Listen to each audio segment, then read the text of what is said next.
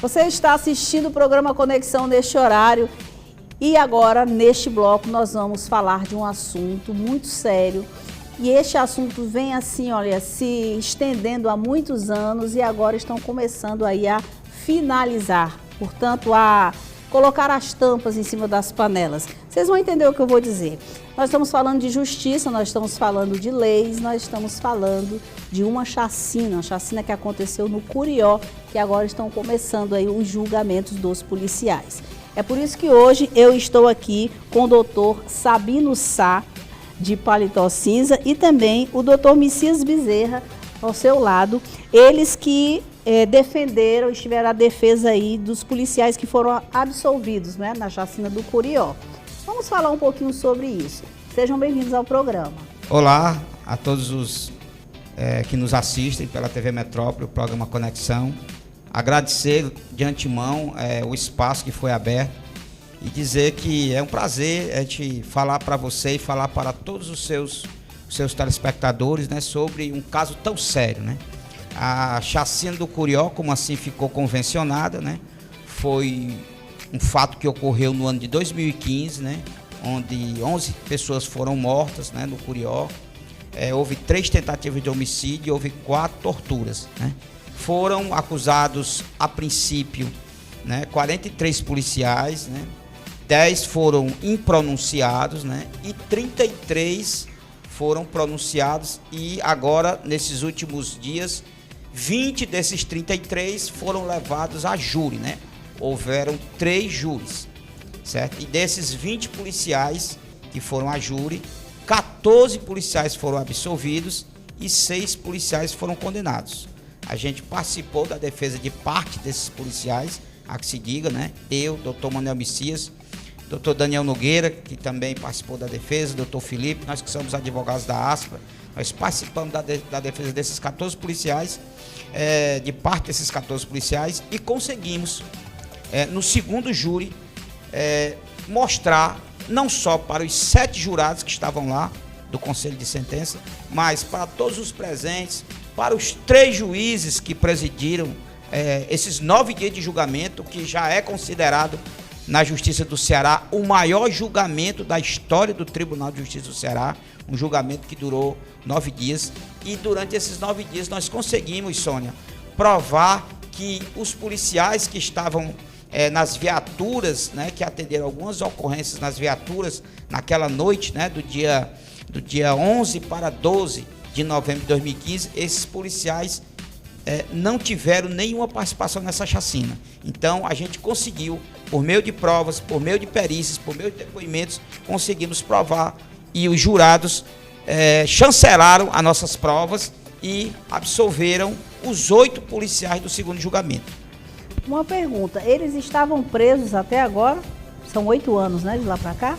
Sônia, primeiro parabenizar pelo seu programa e, assim, também reconhecer esse trabalho importantíssimo que você faz, abrindo espaço de forma diferenciada da imprensa. Não, eles foram inicialmente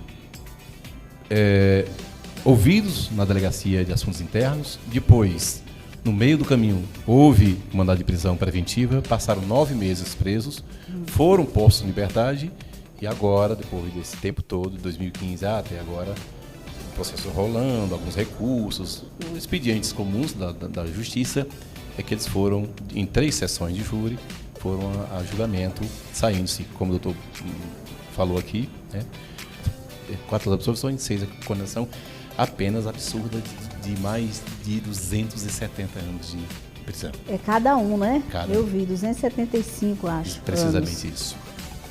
Mas por que a condenação ela foi assim tão rígida e tão severa? Como o doutor Sabino falou, foram vários crimes. Então, 9 homicídios qualificados, 3 tentativas e 4 torturas. Por cada crime, uma pena específica que vai se somando a outro crime e deu esse patamar absurdo, inconcebível, enfim.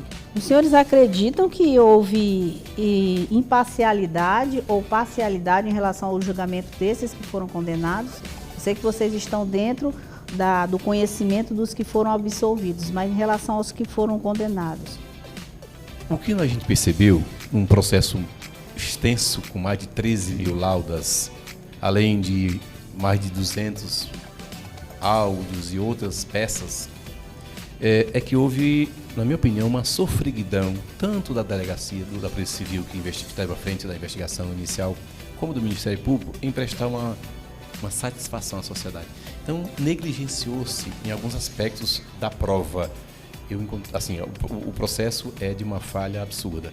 E, veja bem, a lógica nos ensina que, quanto mais grave for a acusação, com mais rigor deve ser a apuração, né? Sim. A busca dessa prova. E, na minha opinião, com todo respeito ao Ministério Público, à instituição do Ministério Público, ela se conteve e se encantou com a penumbra das dúvidas, das incertezas, o que isso não serve para condenar. Então, na minha opinião, houve excessos de condenação e nós fomos, no segundo júri, aprendemos com o primeiro, cautelosíssimos, técnicos, mostrando que os autos não tinham elementos para condenar os que nós conseguimos, de fato, absolver. Contra esses que foram condenados, existe recurso ainda ou não? Sim. Existe, A né? defesa desses 4 primeiros manifestaram o interesse de recorrer, inclusive já protocolaram os demais recursos, assim como, é bom que se frise, o Ministério Público também recorreu da sentença de absolutória dos nossos constituintes. Resultado, não tem nada ainda resolvido, quer dizer, até que eles vão fazer esse recurso, vão recorrer, depois vai ter um novo julgamento ou não? Ou eles vão decidir lá primeiro se aceitam ou não? Existe essa possibilidade, né? Essa é a intenção do Ministério Público, tanto da defesa, dos primeiros casos, né, dos que foram condenados, como também do Ministério Público. Essa é a intenção, de que eles voltem a um novo júri. Mas, sinceramente, eu não vejo elementos, no nosso caso especificamente, que foi que nós estudamos muito profundamente o processo, que essa situação se reverta em desfavor dos militares que foram absolvidos. Pode ser que o juiz também veja isso e ache que não há necessidade ou não tem mais nada a se somar àquela situação. É possível que o tribunal não receba o recurso de apelação do Ministério Público. Complementando o que o doutor Messias falou, a senhora disse, mas será que vão a julgamento novamente? Olha, em hipótese alguma, nós acreditamos que haja outro julgamento. Por que eu estou dizendo isso? Primeiro porque a gente estudou esse processo a fundo, certo? Esse processo ele tem perícias, né? Nós temos a própria perícia do órgão público, da PEFOS, que fez perícias comprovando que essas viaturas elas não estiveram em nenhum local do crime, porque essas viaturas elas são acusadas de passarem em locais de crime, verem corpos caídos pelo chão e não tomar nenhuma providência.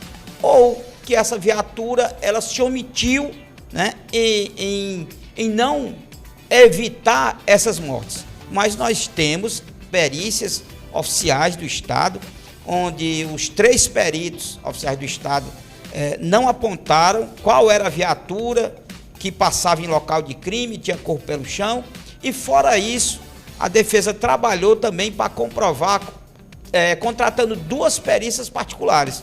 A gente quer enaltecer aqui, né, o perito, doutor Ranvier Feitosa, que fez um trabalho excelente, o doutor Daniel Nepomuceno, que é um especialista em georreferenciamento. Essas viaturas elas estavam monitoradas, o CIOP sabia para e passo onde essa viatura estava, por onde essa viatura passou, em que rua ela passou, e nós, diante das perícias, nós conseguimos comprovar de que as viaturas que participaram do segundo julgamento e foram absolvidas, essas viaturas, elas não estiveram em nenhum local do crime.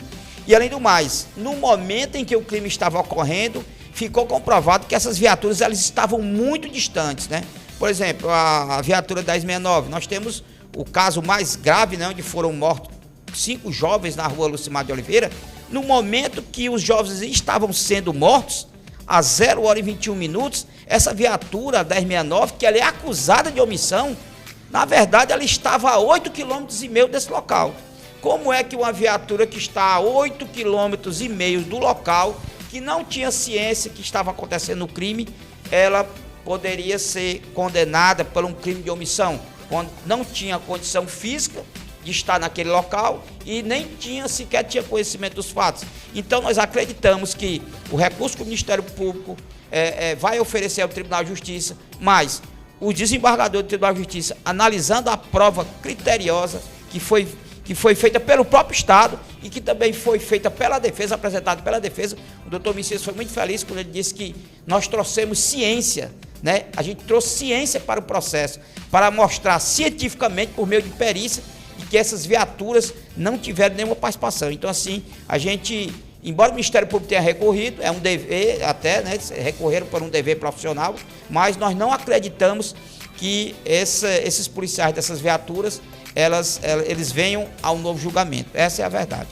E se você me permite, aproveitar o seu programa, que tem uma audiência enorme, para as mãezinhas do Curió, as mães, e tias e pais dos jovens que foram assassinados, eles são sedentos por justiça, não por justiçamento. Sim. Isso se associa a nós. Nós tínhamos assim, o dever e o compromisso de evitar justiçamento. Pois que é. É uma é condenação de inocentes. Condenação de inocentes, não pode. Se tem que pagar, pague aquele que seja culpado. Quero agradecer por vocês terem vindo aqui no programa. Eu vou fazer uma pausa. No próximo bloco nós vamos falar sobre surf adaptado. Estarei aqui com o para-atleta que vai falar para vocês sobre isso. O nome dele é Rafael Saraiva, no quadro Inclusão Descomplicada. Não sai daí que eu volto já já.